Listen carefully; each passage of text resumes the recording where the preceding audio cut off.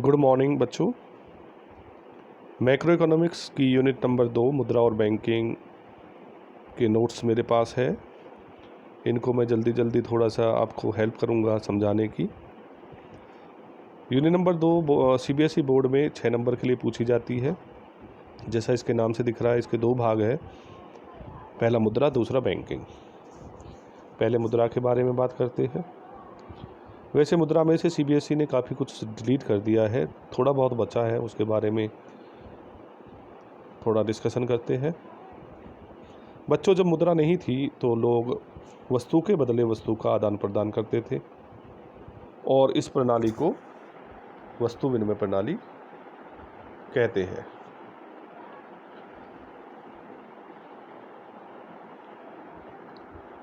जिस अर्थव्यवस्था में वस्तु विनिमय प्रणाली प्रचलित थी उसे सीसी अर्थव्यवस्था मीन्स कमोडिटी फॉर कमोडिटी, वस्तु के बदले वस्तु अर्थव्यवस्था कहा जाता है।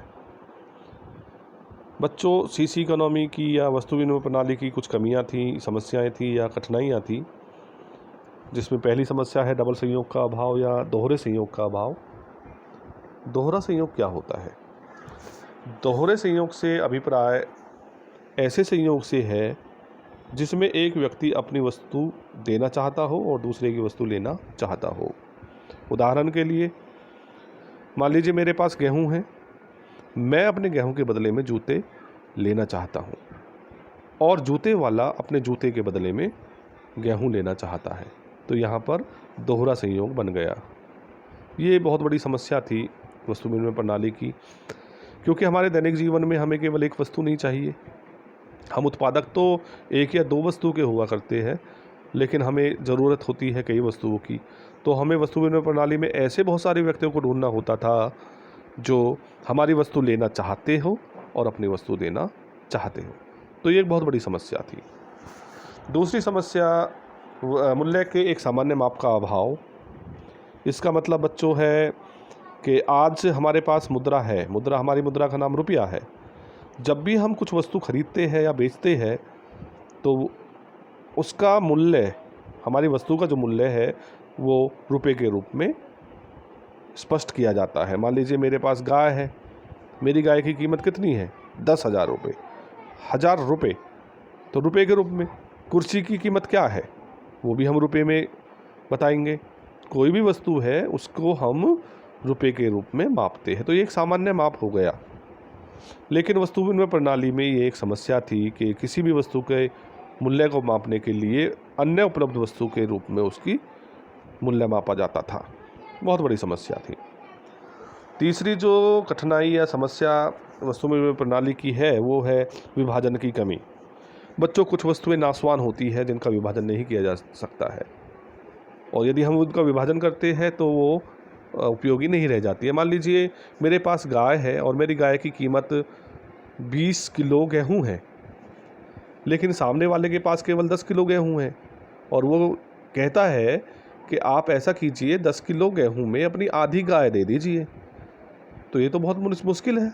यदि हम गाय को आधा काटेंगे तो उसकी जो उपयोगिता है वो नष्ट हो जाएगी। तो ये एक बहुत बड़ी समस्या थी वस्तु विनिमय प्रणाली की। चौथी जो समस्या है वो है आस्थगित भुगतान में कठिनाई। मीन्स आस्थगित भुगतान का मतलब होता है भविष्य में किए जाने वाले भुगतान। मान लीजिए मुझे अभी मुद्रा है, मुद्रा में 10,000 रुपये मैंने किसी से उधार लिए और उससे कहा कि 1 साल बाद मैं आपके रुपये दूंगा। तो व्यक्ति तैयार हो जाता है क्योंकि उसको मैं ब्याज के रूप में कुछ ना कुछ दूंगा, और वस्तु विनिमय प्रणाली में ये समस्या थी। लोग तैयार इस तरह के भुगतान के लिए तैयार नहीं होते थे। बच्चों, अब बात करते हैं मुद्रा का अर्थ। मुद्रा कोई भी वस्तु हो सकती है जिसे विनिमय के माध्यम के रूप में स्वीकार किया जाता हो, मूल्य के माप के रूप में और भंडारण के रूप में कार्य करता हो। कोई भी वस्तु मुद्रा हो सकती है। मुद्रा के कार्य जो है उसमें आता है प्राथमिक कार्य। प्राथमिक कार्य में विनिमय का माध्यम, मुद्रा विनिमय का माध्यम है। जब भी हम कोई वस्तु खरीदते हैं तो वो मुद्रा के रूप में, धन के रूप में ही खरीदते हैं। दूसरा है मूल्य का माप। जैसा कि अभी मैंने ऊपर बताया था, हर किसी वस्तु की मुद्रा माप जो है मूल्य का वो मुद्रा के रूप में किया जाता है। नेक्स्ट इसमें आता है दूसरा माध्यमिक कार्य। माध्यमिक कार्य में जो बनता है वो है स्थगित भुगतान के मानक के रूप में मुद्रा का रूप प्रयोग किया जाता है। भविष्य के जो भुगतान है अब हम मुद्रा के रूप में कर सकते हैं। नेक्स्ट आता है चौथा, मूल्य का भंडार। बच्चों, अभी हमें मान लीजिए भविष्य में पैसे को इकट्ठा करना है तो हम पैसे बैंक में जमा कर सकते हैं, घर में रख सकते हैं। लेकिन वस्तु विनिमय प्रणाली में ये एक समस्या थी कि कुछ ऐसी पेरिसेबल वस्तुएं थी जो कि भविष्य के लिए स्टोर नहीं की जा सकती थी। तो ये एक बहुत बड़ी समस्या उस समय थी। लेकिन अभी वस्तु विनिमय प्रणाली की उस समस्या, भंडार की समस्या को मुद्रा ने ख़त्म कर दिया है। नेक्स्ट चीज़ आती है बच्चों मुद्रा आपूर्ति। तो मुद्रा आपूर्ति किसी विशेष समय में जनता द्वारा रखे गए धन की कुल मात्रा है। इसका मतलब है कि एक दिए गए समय में देश में कितनी मुद्रा है उसको मुद्रा की पूर्ति कहते हैं। आरबीआई, हमारा जो केंद्रीय बैंक है, उसके द्वारा मुद्रा की आपूर्ति के 4 उपाय अपनाए गए हैं, जो कि इस तरह से, पहला है M1, M2, M3, M4। M2, M3, M4 अभी CBSE ने सिलेबस में से हटा दिए हैं, उन्होंने ज़्यादा फोकस डाला है M1 पर। तो M1 क्या होता है? M1 के अंतर्गत सभी के सार्वजनिक खाते में जो पैसा जमा है, मांग जमा के साथ मुद्रा नोट और सिक्के आरबीआई या वाणिज्यिक बैंक के पास है, और अन्य जो जमाएं हैं, इन सबको मिलाकर जो मुद्रा आती है वो मुद्रा की आपूर्ति के रूप में जानी जाती है। इसमें आगे आता है कानूनी आरक्षित अनुपात, जिसको LRR कहते हैं, लीगल रिजर्व रेशियो। तो यह वाणिज्यिक बैंकों की कुल मांग और समय जमा के अनुपात न्यूनतम हिस्से को संदर्भित करता है, जिसे वाणिज्यिक बैंकों को खुद अपने पास या केंद्रीय बैंक के पास रखना होता है। इसके 2 भाग होते हैं, पहला है CRR, दूसरा है SLR। तो CRR क्या होता है? CRR वाणिज्यिक बैंकों की कुल शुद्ध जमा के उस न्यूनतम हिस्से को संदर्भित करता है, जिसे केंद्रीय बैंकों के साथ बनाए रखना जाना है। SLR यह कुल जमा के उस हिस्से को संदर्भित करता है जिसे सरकार और आरबीआई की प्रतिभूतियों के खिलाफ तरल नकदी परिसंपत्ति के रूप में बैंक द्वारा स्वयं बनाए रखा होता है। मतलब CRR को कॉमर्शियल बैंक्स केंद्रीय बैंक के पास जमा करते हैं और SLR को अपने पास जमा करते हैं। रेपो दर, ये कुछ मीनिंग्स है, कुछ कंसेप्ट्स है जिनका आपको पता होना चाहिए बैंकिंग में। रेपो दर, यह वाणिज्यिक बैंक द्वारा आरबीआई को अल्प अवधि की जरूरतों को पूरा करने के लिए आरबीआई से लिए गए ऋणों के विरुद्ध ब्याज दर को संदर्भित करता। मतलब व्यापारिक बैंकों को ऋण चाहिए तो उस ऋण लेने के बदले में आरबीआई को जो वो व्यापारिक कॉमर्शियल बैंक्स दर से कोई ब्याज देंगे उसको बैंक दर कहते हैं, रेपो दर कहते हैं। रिवर्स रेपो दर क्या होती है? रिवर्स रेपो दर जो अपना व्यापारिक बैंक केंद्रीय बैंक के पास अपने पैसे जमा करते हैं, उसके बदले में जो उनको मिलता है उसको रिवर्स रेपो दर कहते हैं। बच्चों, अभी इस वीडियो में मैं आपको कुछ क्वेश्चंस दे रहा हूँ, इन क्वेश्चंस की आप प्रैक्टिस कीजिएगा। वैसे मैंने आंसर्स दे दिए हैं। पहला क्वेश्चन है, मुद्रा क्या है? वस्तु विनिमय प्रणाली को परिभाषित कीजिए। मुद्रा की आपूर्ति क्या है? कानूनी आरक्षित अनुपात क्या है ना? नगद आरक्षित अनुपात क्या है? वैधानिक तरलता अनुपात क्या है? वाणिज्यिक बैंक रेपो दर क्या है? रिवर्स रेपो दर क्या है? ओके। आवश्यकता के दोहरे संयोग से आपका क्या मतलब है, ये मैंने अभी ऊपर बताया था। मार्जिन रिक्वायरमेंट, आवश्यकताओं को परिभाषित कीजिए।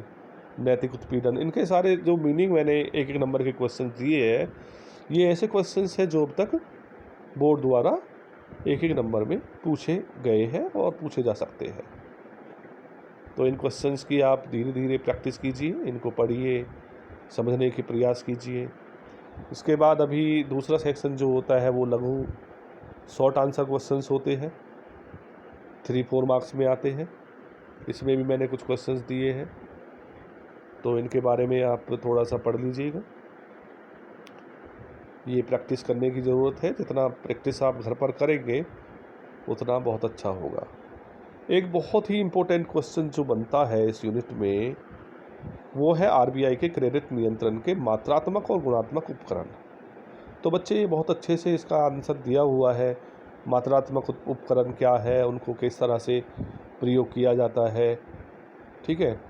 गुणात्मक साख नियंत्रण के जो उपकरण है वो क्या है, उनको कैसे प्रयोग किया जाता है, ये सारी चीज़ आपको दी गई है। ये सारे क्वेश्चन ऐसे हैं जो 3-4 नंबर में बार बार बोर्ड द्वारा पूछे जाते हैं।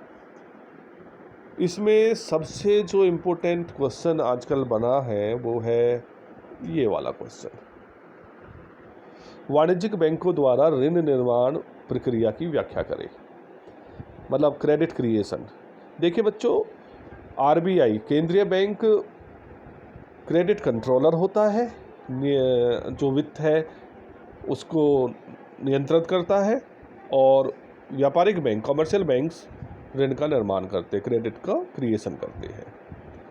तो क्रेडिट क्रिएशन के लिए बेटा ये आंसर यहाँ पर दिया हुआ है कि मुद्रा निर्माण किसी देश के केंद्रीय बैंक द्वारा किया जाता है और वाणिज्यिक बैंकों द्वारा डिमांड डिपॉजिट बनाया जाता है।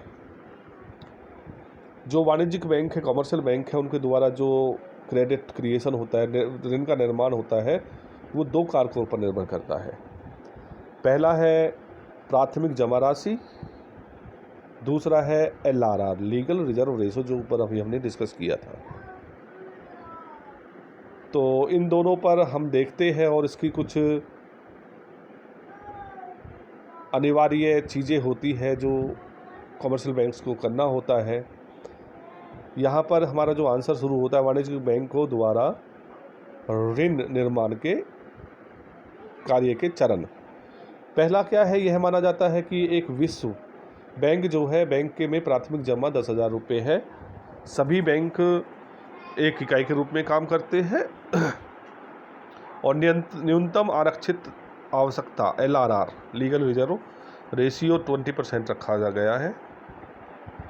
इसमें बैंक अपने जमाकर्ताओं से देनदारियों से उत्पन्न किसी भी मांग को पूरा करने के लिए 10,000 रुपये का 20% रखेगा और शेष 80% जो 800 रुपये 8,000 रुपये है उसको उधार दे देगा।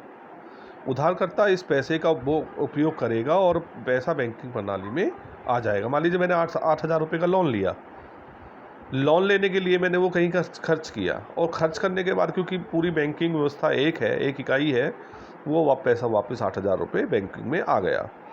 अब ये जो 8,000 रुपये बैंकिंग में आया, ये जमा के रूप में आया। बैंक अब क्या करेगा, इस 8,000 रुपये का 20% अपने पास रखेगा और 6400 रुपये को उधारकर्ता के रूप में दे देगा। फिर 6400 रुपये किसी ने उधार लिए, उसको वो प्रयोग करेगा, फिर वो पैसा बैंकिंग में वापस आएगा। फिर क्या होगा, 6400 रुपये का 20% बैंक अपने पास रखेगा और 5120 रुपये उधारकर्ताओं को दे देगा। फिर से ये प्रोसेस होगा, 5120 रुपये बैंकिंग में आएंगे, उसका 80% बैंक उधार के रूप में देगा और 20% LRR के रूप में अपने पास रखेगा। तो बच्चों, ये जो प्रक्रिया है ये तब तक जारी रहती है जब तक कि प्राथमिक रुपये जो 10,000 है पूरी तरह से समाप्त नहीं हो जाते। तो 10,000 की मूल जमा 8,000, 6400 इत्यादि की अतिरिक्त जमा राशि बन जाती है। इन सभी जमाओं के कुल राशि 50,000 होगी। और 50,000 कैसे होगी, इसका कैसे पता चलेगा? इसके लिए जो हमारा फॉर्मूला है वो है प्राथमिक जमा गुणा 1/LRR। हमारी प्राथमिक जमा 10,000 है, 1/20 हमारा LRR है 50,000। इस तरह से ये 10,000 रुपये जमा हुए थे, उस 10,000 रुपये को कॉमर्शियल बैंक्स ने 50,000 रुपये में कन्वर्ट कर दिया। वास्तविक जो करेंसी है वो 10,000 रुपये है, लेकिन लोगों तक उस 10,000 रुपये को 50,000 रुपये में बदल दिया कॉमर्शियल बैंक्स ने क्रेडिट क्रिएशन द्वारा। ठीक है बच्चों, आगे जो बैंकर के रूप में कार्य है, ये सारे कार्य आप थोड़ा देखिएगा। मैंने कुछ जो मार्जिनल स्टूडेंट्स होते हैं उनके लिए भी कुछ सामग्री रखी है, उसको आप पढ़ लीजिए। धन क्या होता है, CRR, SLR, रेपो दर, रिवर्स रेपो दर, LRR। ठीक है, तो इन चीज़ों को आप अच्छे से पढ़ लीजिएगा। ये जो भाग हमने देखा अभी, ये था फर्स्ट भाग। वैसे इसमें बहुत सारी चीज़ें जो क्वेश्चंस है वो पूरी यूनिट 2 के पूरे क्वेश्चंस आ गए हैं। धन्यवाद बच्चों।